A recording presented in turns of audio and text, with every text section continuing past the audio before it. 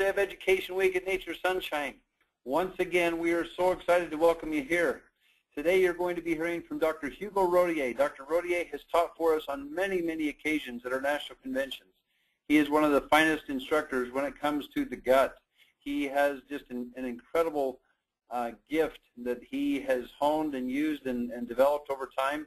He reads so many medical journals, and he will be giving us a cutting-edge report today on the food, the science of the gut, food, fiber, friends, and foes, and I think that you're going to be amazed at the great things that you learn. Just want to remind you that this whole week we've had just an exceptional week of education. Dr. Matt Hollis, of course, taught on Monday type 2 thyroid imbalance and liver metabolism. On Tuesday, we had Dr. Deanna Menick, Where Else to Look, Secondary Strategies for Weight Loss and Vitality. Stephen Horn on October 22nd, Get the Skinny on Fats. Yesterday, we had Dr. Jay Vandenhavel, Beauty and the Beast, The Healthy Reasons for Sleep. And, of course, today, Dr. Hugo Rottier, and we're so excited about that. Our agenda is very simple. We're going to hear from Dr. Rottier, and then he's going to be able to answer your questions. This will take a little longer than the other webinars that we've done this week. Just have a rather substantial amount of real estate to cover. So I think if you'll buckle your seatbelts and get ready, it's going to be awesome. We'll go over the promotions, the deal of the day, and of course giveaways at the end, and we'll conclude the webinar. We want to remind you that this is being recorded along with all the other webinars that you've seen this week, and would encourage you to go to nspwebinars.com. The phone number is 712-432-0453 with a PIN code of 1544987, and remind you that that is not a toll-free call. That will be available on the 27th. The legal disclaimer that we give at the beginning of every webinar is our presenters are not authorized to use NSP product names. They're going to be talking about product ingredients, and the reason for that is very simply the legal environment that we find ourselves in. And so it is my honor to welcome to the webinar Dr. Hugo Rottier. Dr. Rottier and I go clear back to, I'm guessing, about 1994 to Midvale, Utah, when he used to visit the health food store that I managed in Midvale, Utah. I created a relationship with him. He became my personal physician, still is now. I don't go to the doctor very much, but when I go see a doctor, it's Dr. Rottier. And he is just an exceptional family practitioner. He teaches at the University of Utah. He's an adjunct instructor there. Also Salt Lake Community College. He works in a clinic in Salt Lake City, and he's involved in a lot of great things when it comes to complementary or alternative medicine in addition to medicine. He understands that there is tremendous value in modern medicine, but he also understands that there's tremendous value in changing how we approach medicine. And he, you'll see, has a grasp of that extremely well. For those of you who have never heard Dr. Rottier before, you're going to find this to be a treat. He's an exceptional presenter. And so, Dr. Rottier, we'll turn the time over to you. Well, thank you very much, Ray. I'm delighted to be with Nature Sunshine again. I'm thinking that perhaps some of the audience has already heard me talk about the gut. I'm so enthusiastic about this topic. A whole lot of you already know this, but the main thing I want to point out today is how the medical literature on cover issues of the best of journals is exploding with the simple understanding that the gut bacteria, the organisms that live in the gut, are running the show. And this is no hyperbole. This is absolutely what you have found in your own clinics, in your own practices. You heal the gut, and a whole lot of things get better. So from the journal Nature to the journal Science, the gastroenterology journals, we're seeing a whole lot of articles and research, and doctors are finally catching on. Not a day goes by that I hear a patient or a doctor saying, Hugo, you were right when you started 3 decades ago talking about this. And so soon docs will be doing pretty much what you're doing. Of course, this is wishful thinking, but with the evidence so strong in the journals, I just don't see how the very simple concept that I've alluded to can be avoided in the medical profession. Of course, you have a leg up because you've been doing it all your careers. You know the ins and outs. Doctors, I believe, are going to punt a whole lot of these simple responsibilities of changing diets and the gut flora to people working below them, but you will no longer be thought to be outside the fringes of mainstream medicine. The saddest thing about this whole topic is that we've known about the simple concept that the gut flora runs the show since the Nobel Prize in Medicine in 1908. As many of you know, it was given to Dr. Mednikov, whose main approach was to show that the immune system is in the gut. 2/3 of your immune system is the friendly bacteria you have in the gut, et cetera, et cetera. In fact, many doctors believe that the immune system should be renamed and called the immunodetoxification system because in the gut you also detoxify. Of course, the liver and the gut flora have the same capacity to detoxify. So a whole lot of problems come to us because we're not processing energy very well in the gut. So this word, metabolism, is just being so singled out that entire journals are dedicated to metabolism. And that simply means how we process energy at the cellular level. And of course, in so doing, you produce free radicals, just like an engine in a car produces combustion fumes. At the cellular level, we do the same, and those must be eliminated. So immunodetoxification is totally linked to metabolism. And if our cells, our 50 trillion cells in the body, do not get proper energy, you're just not going to be healthy. It boils down to that simple fact. Supplying energy to each one of our cells. Of course, if the gut is further messed up, you're not just not producing energy well, but you're also not absorbing key nutrients to maintain the cell, particularly the mitochondria. And of course, I'm assuming that you already know about the mitochondria, but briefly, is that potato-looking thing inside the cell. It's a cell within a cell. That is where the food you eat is transformed into the proper energy messages that will fuel everything about that cell, even the DNA, even the lining of the cell or the skin of the cell membrane. And so you will see a whole lot of articles in the future on how important the mitochondria is to maintain health because, again, it's energy. Oh, by the way, you know, my slides tend to be highly academic, so I recommend that you study the slides in depth after the talk. And so just listen to the brief points that I highlight with each slide and don't try to read everything. It might be a bit frustrating that way for you. So again, the gut flora, you heal the gut, you rebalance the gut flora, a whole lot of things get better. Of course, most of us are having trouble with our gut because we might not be eating so well. We might be taking too many antibiotics. Even acid-blocking pills like Prilosec, Zantac, things like that mess up your gut flora. We're finding that a whole lot of other chemicals are doing this as well. Of course, chlorinated water, pesticides, even metformin, a drug that is used for diabetes or glucophage, has been found to cause problems with our gut flora. And so when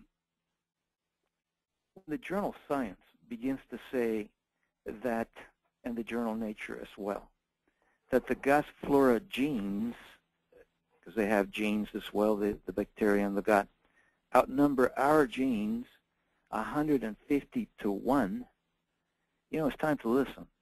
So when we say the gut flora is in control, it's no joke. It's so literal. most of you have heard the word epigenetics by now, I hope.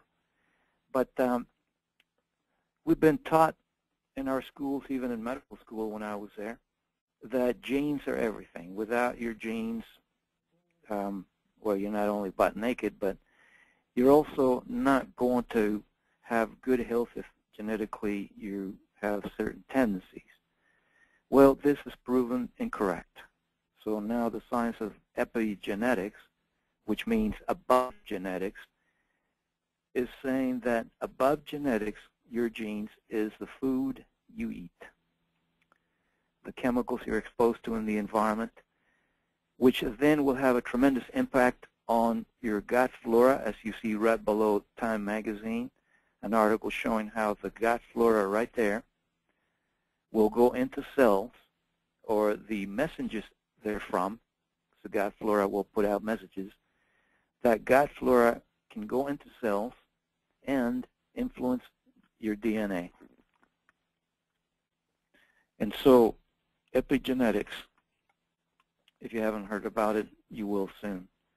And so this gives us tremendous hope that by eating right, by cleaning up our environments, exercising even, you can modulate genetic function for the better, meaning if you have genetic disease to diabetes or cancer, it doesn't mean you'll have those diseases, but that you will lower your risk of getting those diseases significantly. So it's that simple. Occam was an ancient philosopher who said that whenever you have a whole lot of complexity in a system or a whole lot of tough questions, problems, the simplest of answers is likely to be the correct one. So we call that Occam's razor, which has been published in scientific journals, as you see. The puzzle of complex diseases, says this article, is an illusion, meaning complexity is an illusion, meaning that all these specialties, all the science that you've heard that might be quite confusing out there and confusing enough for doctors, so they super specialize now, is an illusion. You focus on the gut and a whole lot of things get better. For instance, last week I saw a patient with a very, very rare syndrome, Klinefelter syndrome, where the good doctors put their name decades ago to a constellation of symptoms that are so scattered they could not make any rhyme or reason from these symptoms, so they put their names on it. Well, believe it or not, these symptoms were neurologic problems, gut issues, and arthritis. Well, this woman is cured now because really it's no big leap here to realize that the gut part of that constellation of symptoms is driving the other two, the neurologic symptoms and the arthritic symptoms, as you will soon see. So much for that complexity. So much for the complexity that may perplex those who do not understand what you now see here. So in the last 5 years, I would say these are the second best journals, and you can look them up. All right, you can go to Google and Google Scientific American, Journal Science, Journal Nature, and look for these issues. And they're just full of the ideas that I'm conveying to you now. So if you ever find any opposition from so-called learned people who have not caught on, rather than arguing, refer them to the evidence. So what do we find? Well, again, that the gut flora, the bacteria living therein, outnumber our cells 10 to 1. Okay? And that if you keep them happy, they will go to work for you. And so more evidence here. These are my favorite journals, and I hope you study this at your leisure this weekend or any other time. and be conversant with the science so that you can talk to people when you're helping them with a better understanding of what is going on in the top journals. But this is the very best. This came out in May of this year, and the cover issue tells you everything. This whole issue has the following ideas that I'm going to show you as far as each disease is concerned, and they all start in the gut. So you can see that the gut flora, battered, challenged by poor diets, high in sugar, low in fiber, not enough veggies, too much transhydrogenated fats and processed sugars, high fructose corn syrup, etc. I call it the SAD diet, the standard American diet. Just about everyone walking into my office has gut issues, from bloating, reflux, constipation, diarrhea, cramping. Incidentally, where does bloating come from, all that gas? From bad bacteria that have mutated trying to defend themselves from this onslaught of challenges.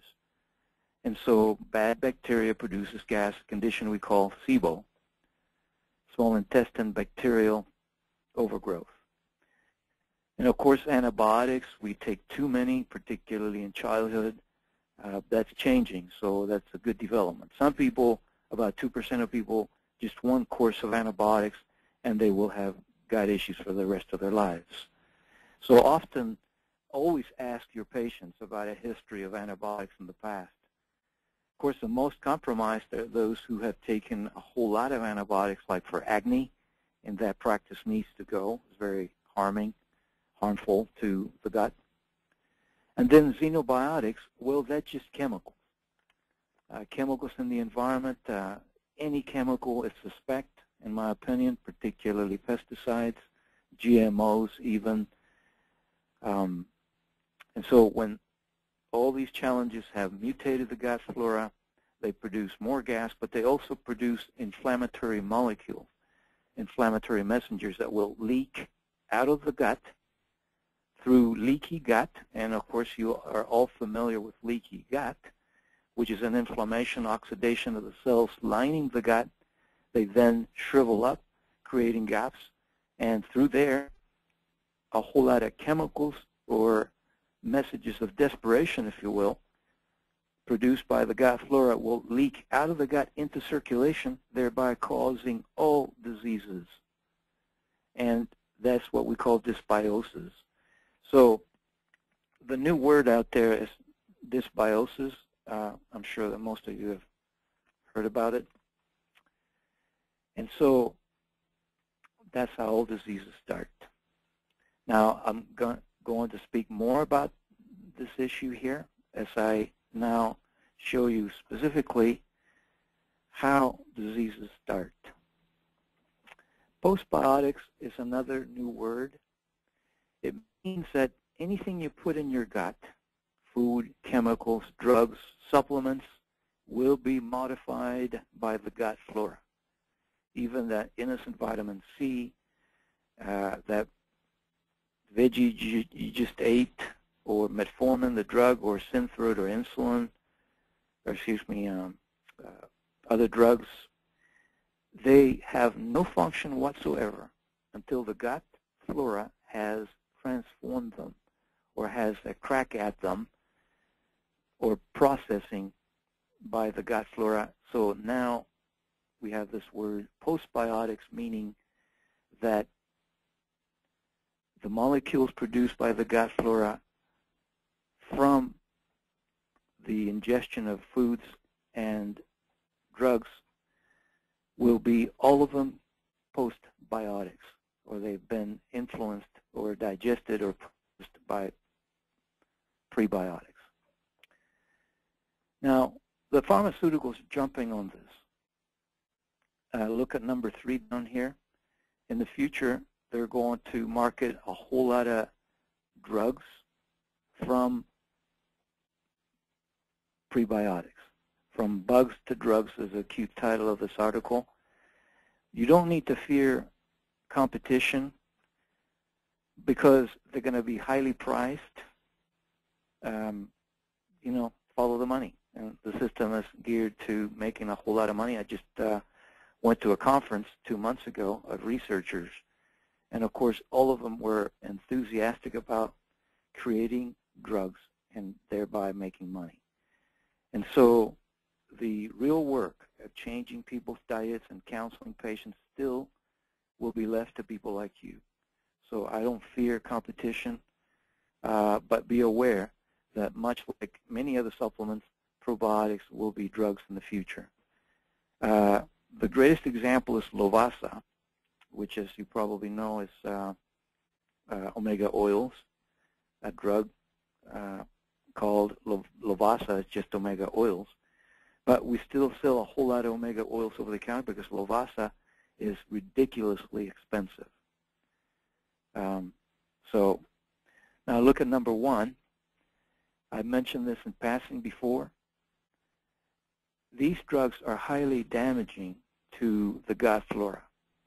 And so we've got to advise our patients to take them very seldom, if ever. I believe that just about all those 3 of them we can avoid. Of course, antibiotics, there are cases where when you need them, and I'll talk about that in a minute, even for the gut.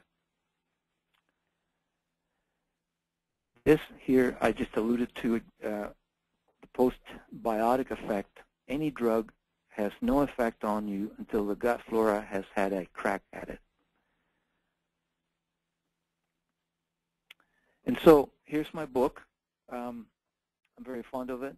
It has a lot of references, and you can get it through Sound Concepts or my website. Pretty much what I'm telling you today is fleshed out with perhaps too much detail and references for some people's taste. And so let us now discuss every disease that afflicts people, that afflict people on a chronic basis. And you'll see a whole lot of these problems, I'm sure, or are seeing them. Food allergies. You must not conclude that it's the food until you fix the gut, because, again, postbiotics, anything you put in your mouth will be modulated by the gut flora. So a whole lot of food allergies is not because of the food itself, but because the gut flora is so messed up, it cannot process that food well. And of course, wheat, dairy are the ones that come to mind the first. Of course, milk and wheat are also highly processed, so that's part of the problem. But to conclude that it's just the food and not work on the gut, it's not tenable. So always see if you can correct or rebalance the gut flora to work on a food allergy. Obesity. I'm sure you've heard about this. If you recall, I talked about metabolism being based in the gut.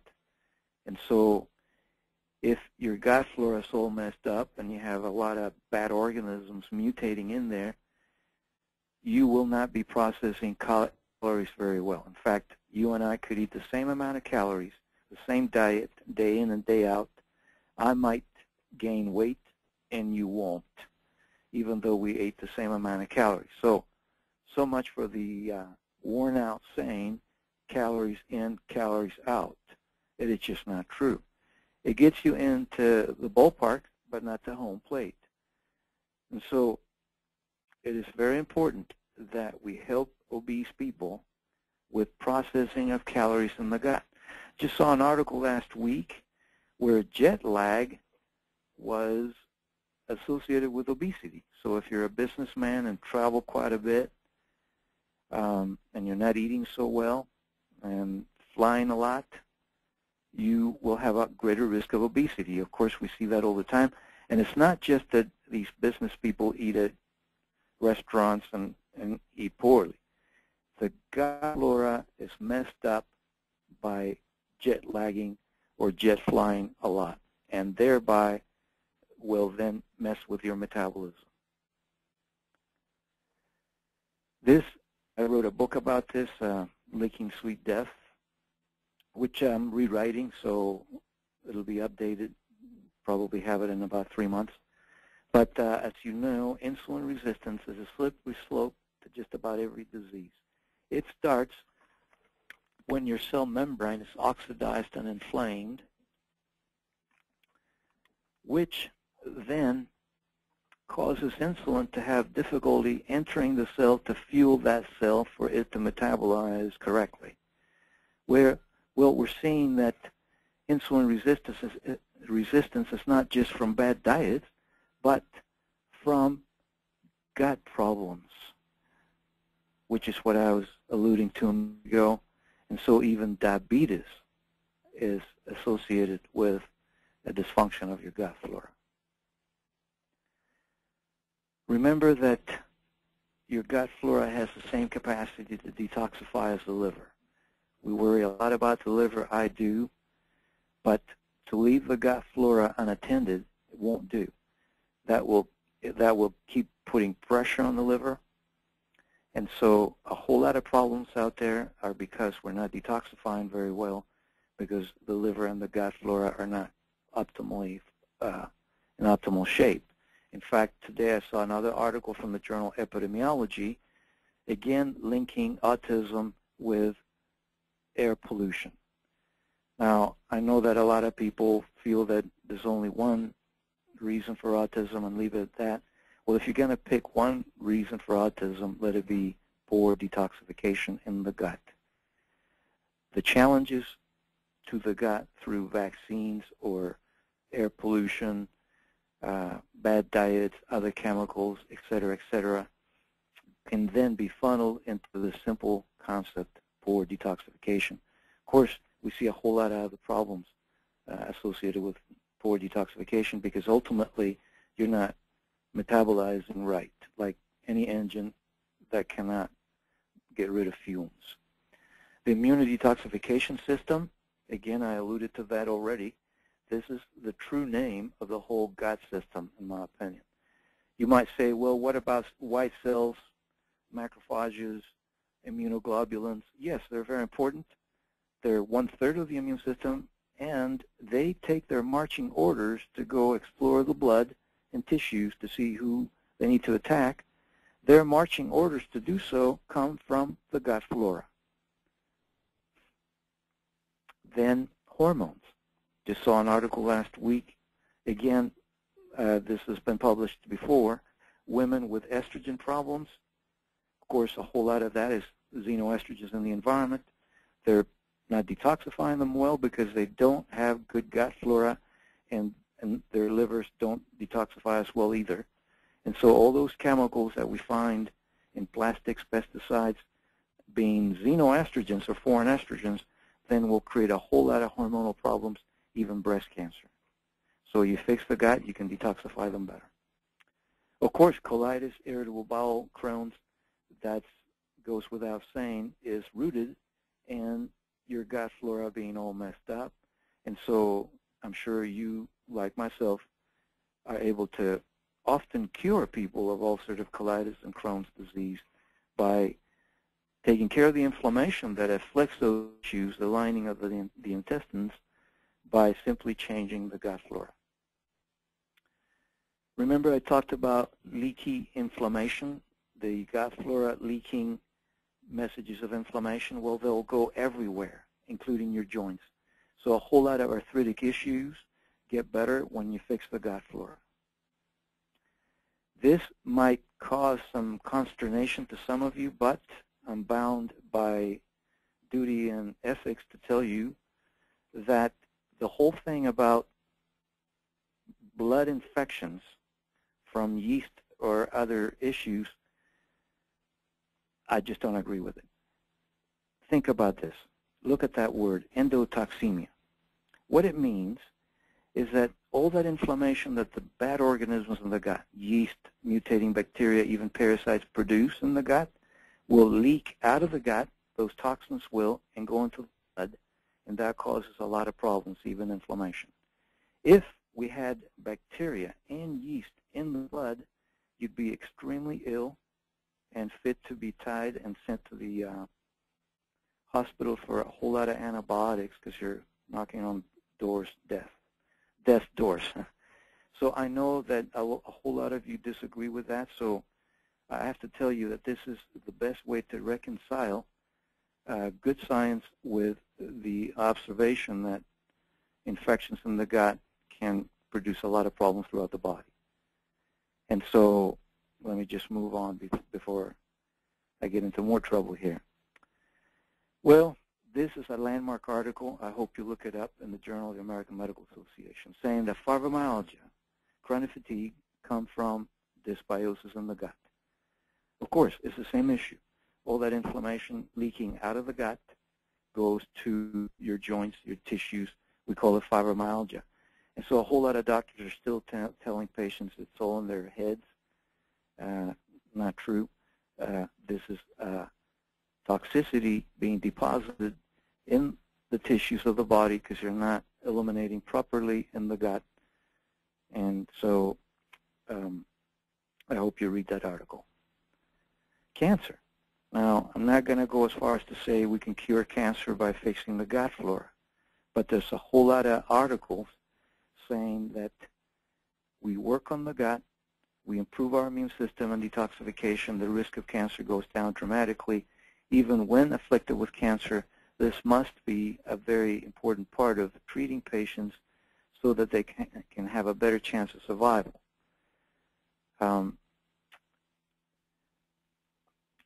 Then the brain-gut connection.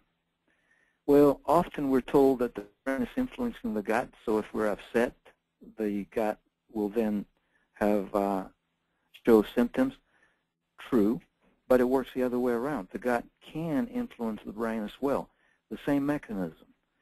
Leakiness of toxicity, inflammation out of the gut can go into the blood system and then the brain. So a whole lot of brain issues, even depression, anxiety, can be improved by fixing the brain-gut connection. Pregnancy. A whole lot of women go into pregnancy with poor gut flora.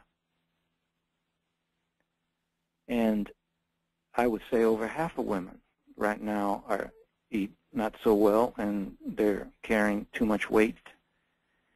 That will affect the gut flora of their inborn babies. Of course, this is a rat study. I'm not saying this had a rat as a baby. But you can see that if the gut flora is messed up in mom, that baby will have a greater tendency to obesity, insulin resistance. It seems like pediatricians are catching on first. They've been using probiotics for a whole lot of things, particularly in the ICU.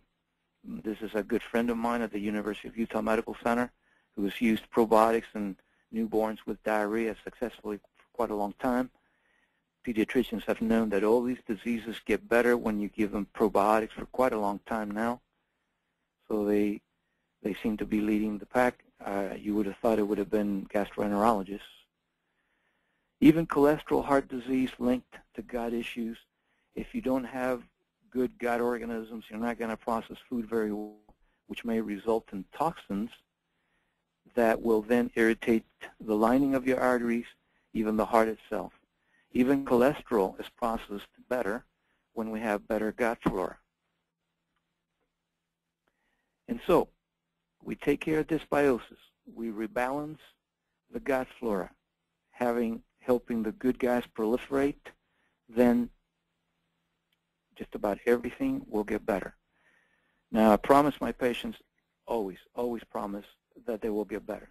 As far as a cure goes, yes, a whole lot of people are cured, but they need to work real hard, and the main thing is diet. So I've come up with this 4F approach to keep track of these simple ideas, how you put them into practice to help your patients rebalance the gut flora. So first, of course, is food and supplements. And I love supplements, but they're milligrams of nutrients, whereas food is kilograms. So ideally, you want your patients to change your diet. If they do only supplements, they will not have the great success that you can see when you couple those two things. And so I think it's prudent to mention that to patients. Of course, we all want to maximize our own profits and sell supplements, but we need to have that that discussion that best results when you change your diet. And of course, increase fiber. There are many fiber drinks out there that Nature Sunshine has, like Clean Start and Ultimate Green Zone. I'll talk about that. Friends, those are your probiotics. Foes is the bad guys that we need to reduce or go after. So let's get started. Food. I tell every patient to do a cleanse like this, 1 or 2 weeks at each stage, so it could last anywhere from 4 to 8 weeks. So the first week, have them eat only lean meats, veggies, and nuts with a shovel. Do not restrict calories. Just have them be satisfied. They'll be eating this often and a whole lot. If it takes 10 avocados to fill up, eat 20. I don't care. They must be full through this process. They'll be eating this even for breakfast. Then they advance to fruit, 1 fruit each day, so you become a bit of a detective, see if you're reacting to any food.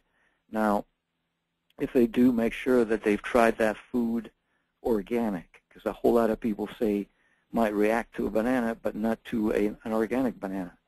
Same thing with legumes after that, and then whole grains. Be particularly careful of wheat. A whole lot of people are reacting to wheat, but it should still be tried. Remember, you're remodeling the gut flora, so a whole lot of people might be able to eat foods they didn't think they could eat before. This is the science. This pyramid and this diet is based on the sciences of the DASH diet, Mediterranean, and glycemic index diet. And so it's very simple. Once you look at it a little longer, you'll see that it is simple. And the bottom line is that people need to stop eating processed foods, particularly sugars and trans fats. You've got to have this discussion with people. A whole lot of them might not be able to do it very well because they're addicted to sugar, and that's the right word to use, I'm afraid.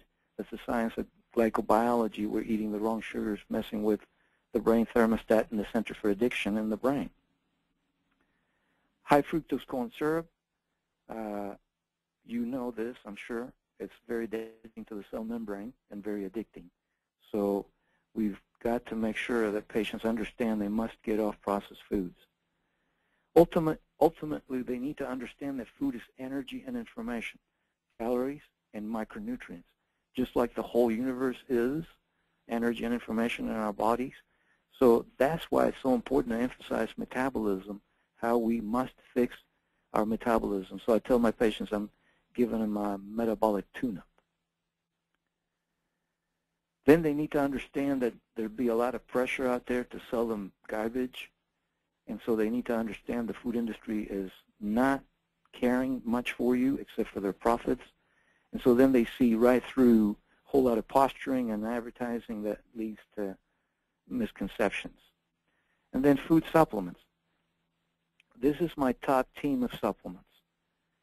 They all have become drugs because the research is so amazing. I'm not saying use the drugs. No, use the over-the-counter, the Nature Sunshine products that will help you start to improve the gut flora. My second team of supplements are these, all of which improve or raise your levels of glutathione.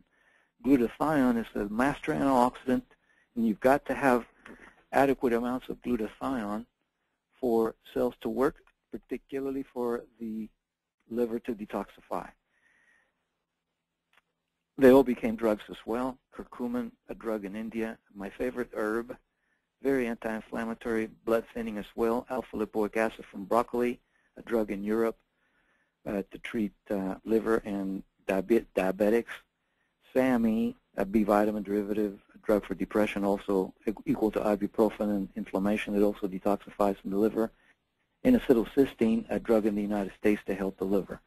So this is how you improve detoxification, which I think is a key feature of the 4F program. Then fiber, or they're also called prebiotics. Well, they need to be fed, the probiotics, so you feed them with fiber. And these are the items that you find most of the time combined with these fibers. They have brand names. Of course, I'm very partial to Nature's Sunshine's fibers. We'll talk about that in a minute. Probiotics. Of course, you got to supplement a lot of probiotics. Don't be shy about the amount. I prescribe with these cleanses about 10 to 20 probiotics a day. Then I step down once they're cured. Nature's Sunshine has a lot of different brands of probiotics that I find very helpful. Then ultimately you want to go after the bad guys producing the inflammation and all the gas that is so disturbing to patients. And so there are natural things that can be used like oregano, like silver. I'm sure you know of other ways to go after these bad guys in a natural way, and that will take care of 90% of people. Now, you must understand that I see the toughest cases here, people that might not have responded to your more natural approach of antibiotics. So don't be upset when I tell you that sometimes I have to use these antibiotics here to finally cure these patients. They're very laser-like to go after the bad guys, and that's why I use so many probiotics, because some of the good guys will die as well. They're specially prepared for me to be very cheap and not absorbed into the body. So I use them through compounding pharmacies. It's a very benign approach, so don't do too much, okay? This approach is being used in ICU throughout the country. Any patient very sick in the ICU, by cleansing out their gut, the doctors are finding they do better with just about any disease that might have put them in the hospital, in the ICU. So the goal of the 4F program is to fix your leaky gut. Okay? By doing that, you take care of the inflammation, you take care of the aberrant flora or gut flora that's causing all the problems, the leakiness and the inflammation leaking into your tissues and then the rest of the body. Doctors, some doctors are cashing in on this by injecting poop up your butt. We call it repopulating the gut. I'm sure you've heard of this. And the FDA has already cracked down on these doctors because they saw a way to make a lot of money. Of course, the patient has to come back to be retreated. I wonder if they ever thought that perhaps they needed to change their diet. So you take care of the gut flora, all the things that impact the gut flora, your the food you eat, the chemicals that they're exposed to, and a whole lot of things get better. Now, Ray, are you there? Yes, sir. I'm right here. You see, I was thinking that there'd be slides with Nature's Sunshine products. I sent it in. I sent the slides in to put those pictures in. Are they coming up? No, they're not. Basically, we are not allowed to have you even talk about Nature's Sunshine branded products. Our legal environment will not allow us to do that at this point. And so you've given us some tremendous direction at this point. And so people understand just by talking about the nutrients, they know which products to go to, and that is just outstanding, Dr. Rodier. You did a great job. Well, thanks. You know, I feel bad about that. Because I wanted to tell people that there are some fantastic products when it comes to the fibers, the cleansing fibers. I'm allowed to say that? Yeah, you can say that, just not the name on the Just bottle. not the name. Okay. Well, yeah. All right. Yep. Talk about working with a hand tied behind your back. There you go. So, well, I think I did mention them up above, but you can edit that as maybe. But anyway, yes, there's some very good digestive enzymes, probiotics, cleansing fibers.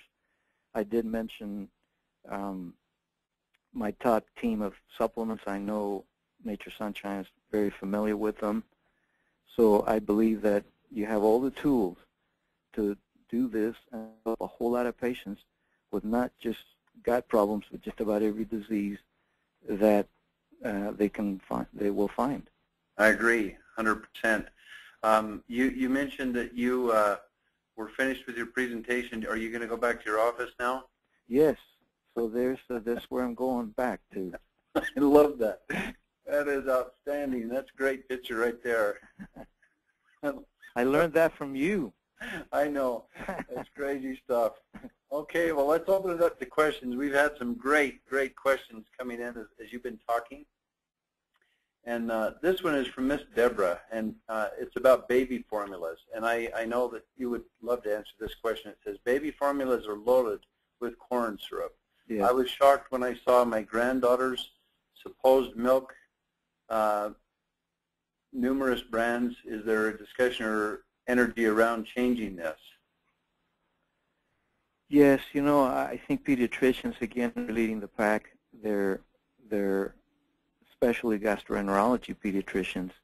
And so there's a movement to improve all that. You know, the real good ones are available, but they're really expensive. And so if you talk to, the brand names are changing. I'm trying to think of the one I used to use when I used to see a lot of kids. Amerigenics, I think it may have been called. But if you Google this, you'll find very good baby formulas, but I'm afraid they're still expensive. I hope the price comes down, but that's a very valid concern. I think babies should be given probiotics as well, and nursing moms should take probiotics. Pregnant women should take probiotics, so that can hide a multitude of sins.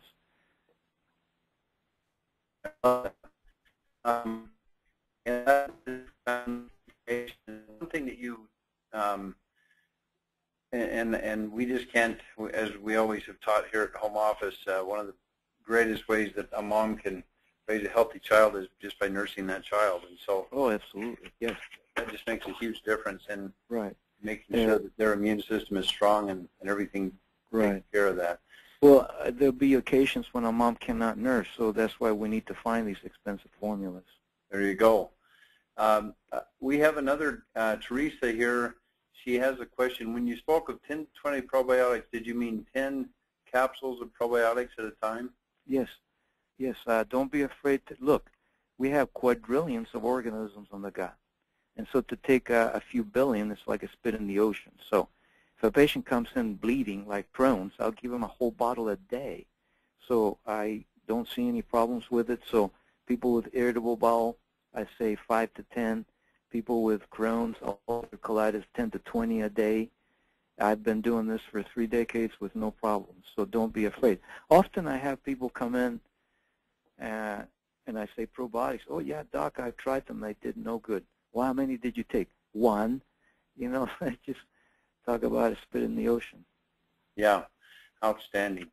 Yeah, the data that you brought up today is just profound. I learned several things, and I've listened to you many times, but you taught me some new stuff that I hadn't been exposed to, and I'm very impressed. Now, this is an interesting one from a lady in Michigan. Her name is Joanne, and she says, do you suppose using cod liver oil is fermented instead of using omega-3? Any thoughts on that? Cod liver oil is great. The only problem is that if it's not produced right, it might have mercury, so you have to watch for that. I know Nature's Sunshine takes care not to purify. I've seen the machines to get rid of the mercury. The other problem that cod liver oil may have is too much vitamin D, and I'm sure Nature's Sunshine is careful with that too. That is why a whole lot of people will just take the omega-3 oils, and then you don't have to worry too much about that. I prefer the EPA DHA brands. Those are the main omega-3 oils, eicosapentaenoic acid and docosahexaenoic acid, because they have the best function for the gut and brain where we need them the most. Omega oils, as you may recall, is my top A team of supplementation. Oh, yeah.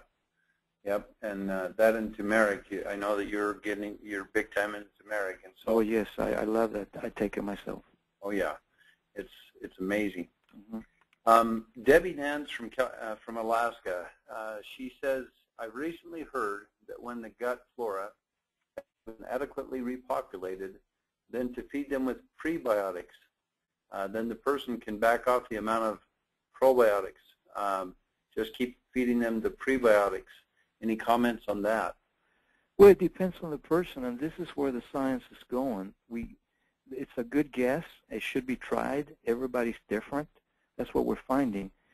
And so just by taking a lot of fiber, you can probably take less probiotics. But to be exact, and this is where what we're going to know in the future, Google Project American Gut. Project American Gut. I met the researchers out of Boulder, Colorado, who are mapping all the gut flora that we have. For $99, if you send them a stool sample, they will tell you exactly what you have, what you need more of, and what you have too much of. For $99, Project American Gut. So I'm afraid that we're just guessing because everybody's so different. Everybody's taking this antibiotic, that antibiotic, or not at all. And so as a general rule, it makes sense. But look at the results. So if a person is doing real well with that program, I say keep doing it. Okay, very, very good. This question is from a manager in Missouri. Her name is Inga. And she says, why do you think that gluten intolerant, why do you think that gluten intolerant people can go to Europe and eat breads and not be bothered? I love that question. I go to France quite a bit. Yes, absolutely, because they don't use as many pesticides, and GMOs have been outlawed in Europe. So that's what I was saying before. We mustn't blame the food until we fix the gut and take care of the chemicals in the food. I know that the gluten thing is huge right now in the United States. I'm afraid it's a little overdone. Yes, true, there's a whole lot of people that shouldn't be eating it. But to totally eliminate it without having done an elimination diet, see how it affects you off and on, I think you're limiting yourself unnecessarily.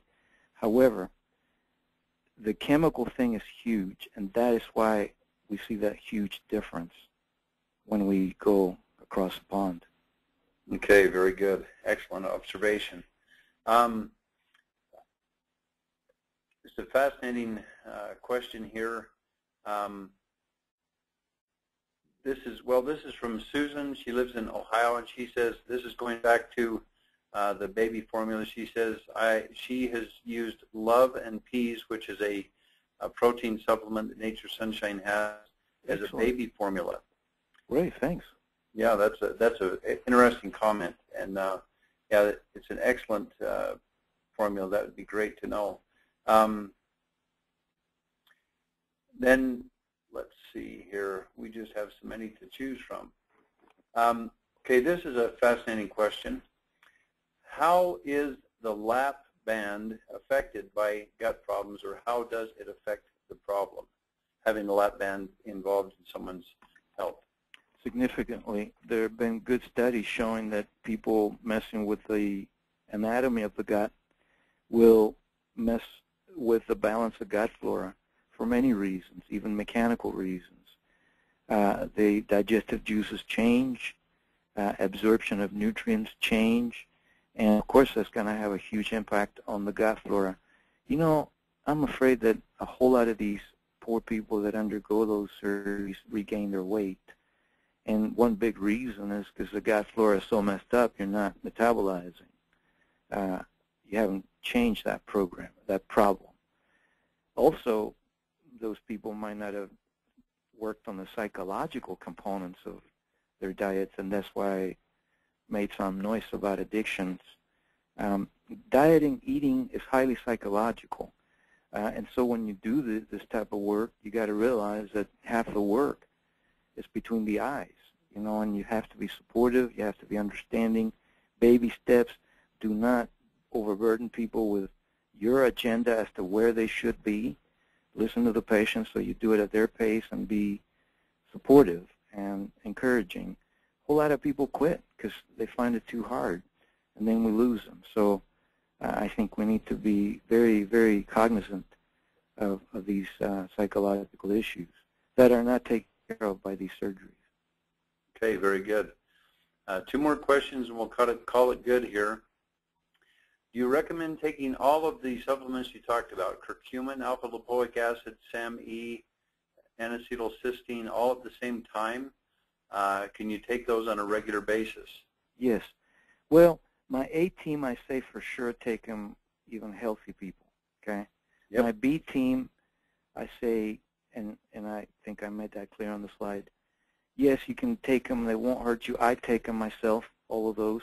My liver's not so hot. You know, I had hepatitis as a child, so that's why I focus a lot on the liver. And I find no problems whatsoever. Remember, these are just food derivatives. Yep. I should say that, let me think, alpha-lipoic acid, curcumin, SAM-E. I don't take SAM-E, that it's expensive. Yeah, all of them can be taken together, and I don't see a problem with it. Okay, very good. Last question. This is a fascinating one. This is from Clarence. It says, how do you get yeast removed from the gut? I have a lot of trouble with recurring yeast bouts. Okay. Well, Nature Sunshine has a product. I can't say it, but I use it a lot. But you've got to do all the other things as well. You've got to quit feeding the yeast. You've got to take those fibers, lots of probiotics, use those Nature Sunshine products that go after yeast. They're based on ashwagandha for the most part, and caprylic acid. But if you fail that, if you go to that slide, the FOS, you'll see that I will even use yeast medication. But first, I try all those other things, and 90% of people get better. Some people need to stay on something, caprylic acid, ashwagandha, because some people just have a yeasty type of gut, and for sure they don't want to be eating a lot of sugar. Awesome. Okay, very good. And sugars, refined carbohydrates of any type are definitely to be avoided if you're trying to clean that up. Make all the difference in the world. So. Oh yeah, I just don't think that if you're not changing your diet, you're going to keep feeding these bad guys, and the supplements will help you a little, but it has to be a big part of the program, the diet. Once again, Dr. Rodier, we are amazed and thankful for your incredible gift of being able to study so many medical journals and boil it down to where lay people can understand it, and we are so grateful for the magnificent presentation today. Incredible information.